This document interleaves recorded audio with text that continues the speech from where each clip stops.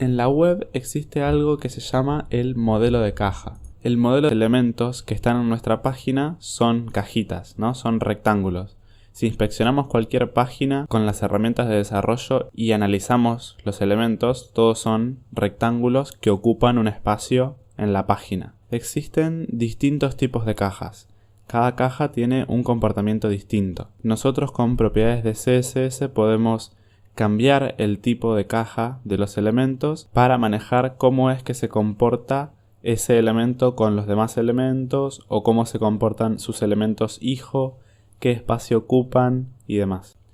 Si yo tuviese en mi archivo, por ejemplo, un H1 y un P y viese esto en mi página, puedo ver que el P está abajo del H1 como yo lo declaré en mi HTML. Ese es el flujo normal de los elementos, uno abajo del otro y posicionados de izquierda a derecha. El texto de este H1 ocupa este espacio. Si nosotros inspeccionamos y marcamos al H1, podemos ver en azul que ese H1 está midiendo todo el ancho de la pantalla. Entonces el contenido del H1 no necesita el 100% de la pantalla, pero igualmente la caja del H1 ocupa por completo todo el ancho que tiene disponible de su contenedor padre. Con el elemento P de abajo es lo mismo. Con el elemento P de abajo es lo mismo. Ocupa el 100% del ancho de su contenedor padre. Pero también hay otros elementos como los hipervínculos que no se comportan de esa forma. Si yo en mi HTML declaro dos hipervínculos, uno encima de otro, estos no se muestran uno encima de otro en la página, sino que aparecen uno al lado del otro. Y si inspeccionamos a estos dos, fíjense cómo la cajita azul ocupa solamente el contenido que necesita ese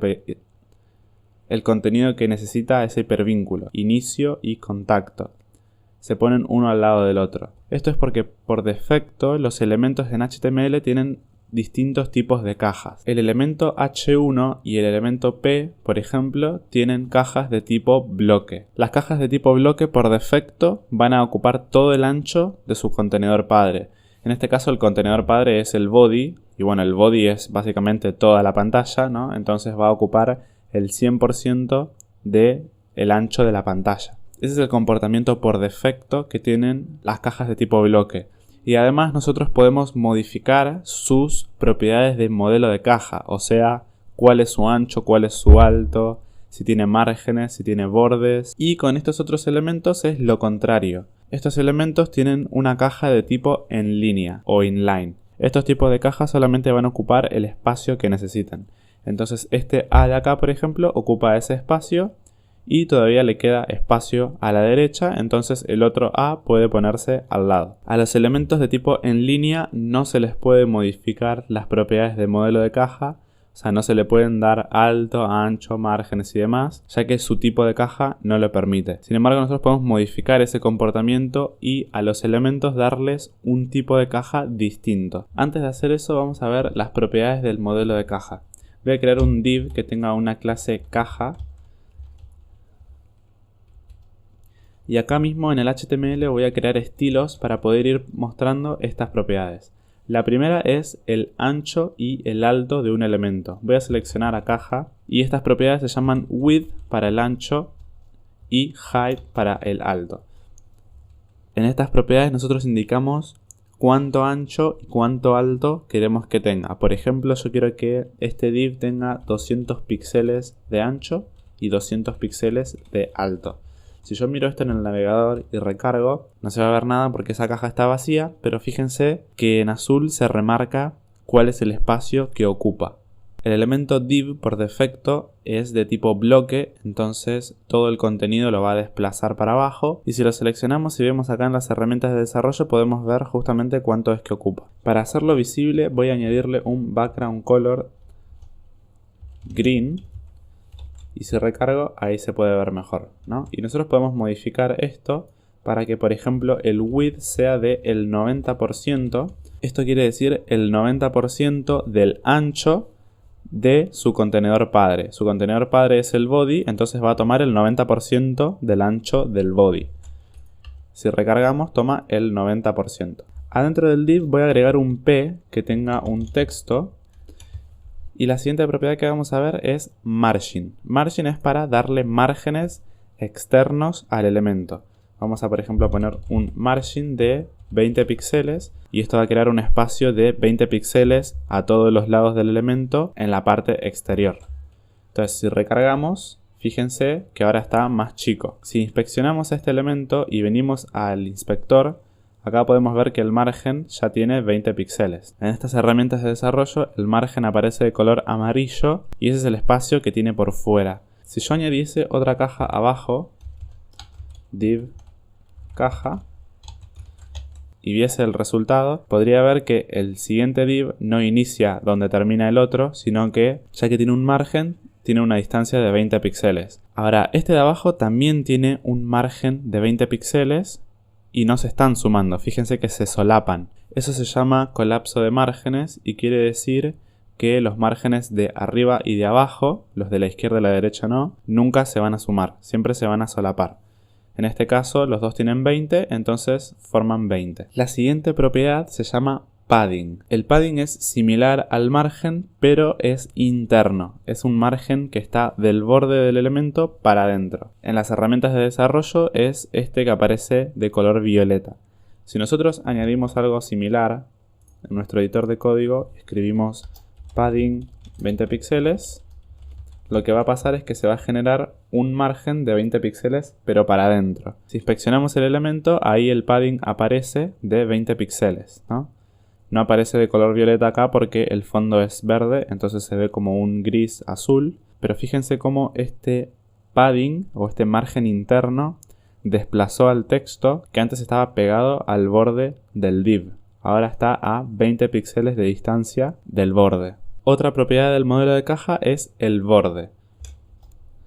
La propiedad para esto se llama border y recibe 3 valores separados por espacios. Primero el ancho del borde, segundo el estilo del borde y tercero el color. Vamos a darle por ejemplo que tenga un ancho de 10 píxeles, que es un borde bastante grande. Un estilo sólido y un color, por ejemplo, red. Si nosotros recargamos esto y miramos, ahí se agrega un borde y si inspeccionamos vemos que el borde tiene 10 píxeles de ancho. Vamos a cambiar el estilo a groove, por ejemplo, que crea como una especie de sombra para hacer un marco en el borde. También tenemos dashed, que es para tener guiones, o dotted, para tener puntos. Existen distintos estilos. El más usado es solid, ¿no? Que es justamente todo el borde. El más usado es solid, ¿no? Que es todo relleno. Ahora, en estas cajas de acá, nosotros estamos definiendo que el margen de arriba a la derecha, abajo y a la izquierda va a ser de 20 píxeles. Lo definimos con la propiedad margin. Pero también existen más propiedades para poder modificar a todas esas de forma independiente. Por ejemplo, tenemos margin top para modificar el margen de arriba. Lo mismo con margin bottom para modificar el margen de abajo, margin left y margin right. Nosotros podemos darle distintos tamaños de margen a cada lado o eso mismo se puede hacer en esta propiedad agregando más valores, separándoslo por espacios. En sentido horario nosotros podríamos declarar que, por ejemplo, el margen de arriba sea de 20 píxeles, el de la derecha sea de 10, el de abajo sea de 5 y el de la izquierda sea de 10 también, ¿no? Entonces, cuando tiene 4 valores o 4 argumentos, el primero es de arriba, el segundo es de la derecha, el tercero es de abajo y el último es el de la izquierda. Si vemos esto, podemos inspeccionar y ver que efectivamente el margen de arriba es de 20, el de la derecha de 10, el de abajo de 5 y el de la izquierda de 10. Pero también podemos pasarle 3 argumentos. Cuando son 3, el primero corresponde al margen de arriba, el segundo corresponde al de la derecha y al de la izquierda a la vez, y el tercero corresponde al de abajo. Esto lo que hace es, si recargamos, inspeccionamos, arriba 16 píxeles, perdón acá, arriba 20 píxeles, a los costados 10 y abajo 5. Pero si en vez de 3 argumentos ponemos 2, El primero corresponde al margen de arriba y de abajo y el segundo corresponde al de la derecha y el de la izquierda. Entonces, si recargamos y miramos esto en nuestro div, arriba y abajo tiene 20 píxeles y a la derecha y a la izquierda tiene 10. Con el padding podemos hacer lo mismo. Podemos escribir padding top, podemos escribir padding left, padding right, padding bottom. En esta misma propiedad también podemos darle más cantidad de argumentos como con margin y así ser más específicos con el tamaño que le queremos dar a cada margen o padding, en este caso, de cada lado. Con el borde es lo mismo. Por ejemplo, border top, yo quiero que el borde de arriba sea de 1 píxel sólido negro. El borde de abajo, vamos a poner acá, border bottom, sea de 10 píxeles, acá voy a añadir 10 también. Entonces tengo solamente borde de arriba y borde de abajo. Uno rojo y el otro negro. Y si vemos esto, fíjense que el de arriba se pone negro, el de abajo rojo. Y como no definimos qué borde tener a la derecha y a la izquierda, entonces no aparecen. Incluso si inspeccionamos acá, el borde aparece 0 a la izquierda y a la derecha y casi 10 píxeles arriba y abajo. Esto no es exactamente 10 píxeles porque el navegador está haciendo unos cálculos para darle el valor final. Si volvemos al HTML anterior y recargamos esto, podemos ver que tenemos lo mismo de antes. Ahora vamos a ver cómo modificar las cajas de estos elementos para que todas las propiedades anteriores las podamos usar en cualquier elemento. Si yo, por ejemplo, vengo a este hipervínculo de acá y le quiero decir que tenga un alto y un ancho distinto con un color de fondo para que parezca un botón, por ejemplo, podría venir, darle una clase o una ID, voy a ponerle class link y en mis estilos le voy a dar a link que tenga un width de 100 píxeles, que es bastante grande, y un height de 30 píxeles con un color de fondo para que se vea como un botón. Por ejemplo, aqua marine. Aqua. Si guardo y recargo, fíjense que el color de fondo se aplicó y si inspeccionamos, fíjense que incluso acá las herramientas de desarrollo me marcan que el width no tiene efecto en este elemento ya que tiene un display inline, o sea que su caja es de tipo inline, en línea. Entonces no se le puede aplicar alto y ancho. Esto es porque por defecto, bueno, los elementos A son de tipo en línea. Si nosotros queremos cambiar eso, queremos decirle que tenga otro tipo de caja, existe una propiedad que se llama display. Display lo que hace es modificar el valor interno y valor externo de un elemento. El valor externo de un elemento es cómo se comporta ese elemento con otros elementos. Acá, por ejemplo, recién veíamos que el H1 ocupa toda la pantalla, entonces a los elementos que le siguen los desplaza para abajo, ¿no? Ese es su valor externo, de tipo bloque, que ocupa toda la pantalla y que desplaza a los elementos y que se les puede poner propiedades del modelo de caja. Los elementos de tipo en línea, como se comportan con los otros elementos, es que los deja posicionarse al lado suyo, ya que bueno, ocupa solamente el contenido que necesita. Ese es el valor externo, cómo se comporta un elemento con otros. Y el valor interno de un elemento es cómo se comportan sus hijos, sus elementos hijos entre sí. Esto lo vamos a ver más adelante cómo modificarlo, pero por ahora vamos a quedarnos con que display modifica el valor externo y vamos a jugar un poco con eso. Entonces, el hipervínculo por defecto es en línea, inline. O sea, nosotros queremos cambiar eso, queremos poder modificar su alto y ancho, entonces vamos a poner block. Y si recargamos, fíjense que ahora sí aplicó e incluso desplazó a contacto para abajo.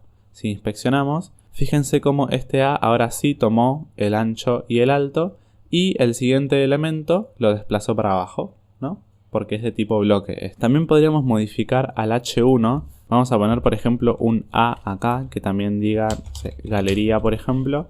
Y esto lo pondría abajo porque el H1 ocupa toda la pantalla y no lo dejaría posicionarse. Pero si, por ejemplo, escribo que el H1 tenga un display en vez de block de inline, entonces va a ocupar solo el espacio que necesita y el elemento se va a poder poner al lado. Todas las etiquetas de textos que le dan estilos al texto en HTML también son de tipo en línea. Por ejemplo, la etiqueta B, que lo que hace es poner al texto en negrita, es de tipo en línea. Fíjense que este texto de acá está encerrado en una etiqueta B, pero esa etiqueta B ocupa el espacio que necesita, que es el texto que contiene, y el resto del texto sigue al lado suyo. Entonces no lo desplaza para abajo. Si yo viniese a mi CSS y escribiese que todas las etiquetas B tuviesen un display block, entonces, y recargase, entonces el B ocuparía todo ese espacio y a sus elementos hermanos los desplazaría, ¿no? Que en este caso sería este texto de acá con este texto de arriba y se separaría. Voy a copiar estos de acá y voy a crear varios contactos, pero a todos les voy a añadir la clase link.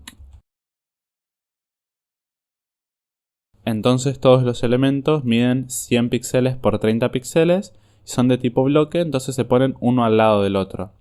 Existe una combinación entre el tipo en línea y el tipo bloque para poder combinar dos cosas de cada uno. La primera es que se puedan usar las propiedades del modelo de caja y la segunda es que puedan estar uno al lado del otro. Ese tipo de caja se llama bloque en línea o inline block en CSS y sirve para combinar el tipo bloque y el tipo inline. Entonces en nuestro código a link vamos a darle, en vez de display block, display inline -block, y eso lo que va a hacer es permitir que puedan tener un ancho y alto, pero van a poder ponerse uno al lado del otro, ¿no?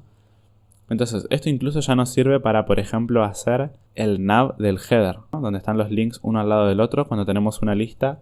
Si nosotros tenemos, por ejemplo, un UL que adentro tiene 5 LI que tienen algún texto, por ahora vamos a ponerle algún texto, y lo que queremos es que no estén uno abajo del otro, sino que estén uno al lado del otro porque son nuestros hipervínculos. Bueno, LI por defecto son de tipo bloque, entonces tienen ese comportamiento, pero nosotros podríamos seleccionarlos. Vamos a seleccionar a todos los LI que estén adentro de un UL y les vamos a dar un display inline block.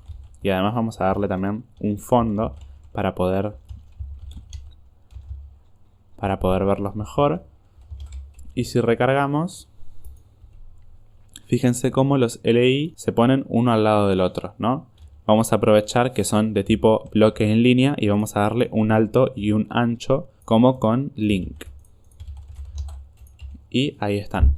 También en HTML los botones, la etiqueta button, por defecto es de tipo bloque en línea. Si nosotros tenemos varios buttons, fíjense que el botón tiene un borde, tiene un alto, tiene un ancho, ¿no? Entonces tiene propiedades del modelo de caja, pero se ponen uno al lado del otro. Esto es porque por defecto button es de tipo bloque en línea. Podríamos venir a nuestro CSS y también decir que button no sea bloque en línea, sino que sea bloque. Entonces, si hacemos esto, los elementos no van a poder estar uno al lado del otro, sino que van a estar uno abajo del otro. Porque acuérdense que bloque desplaza a los elementos hacia abajo.